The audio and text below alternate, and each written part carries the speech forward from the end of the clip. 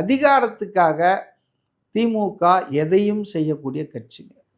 அதனால் இது கூட அவருடைய டாக்டிஸாக இருக்கலாம். எல்லாத்தையும் அவர் முடிவு பண்ணிட்டு பேசாமல் கூட இருக்கலாம்.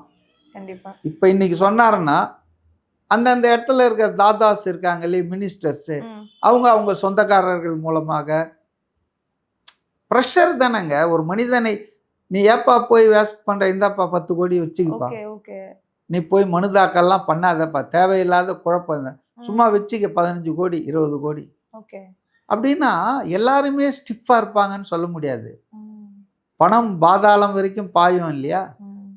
நான் அதுக்காக எல்லாம் வீக்குன்னெலாம் சொல்ல, தாவேக்கால இருக்கிறவங்க.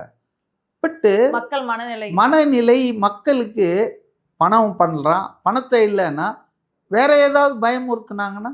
சம்மர் வந்தாச்சு. What's your plan for this holiday? GT Holidays, South India's #1 travel brand.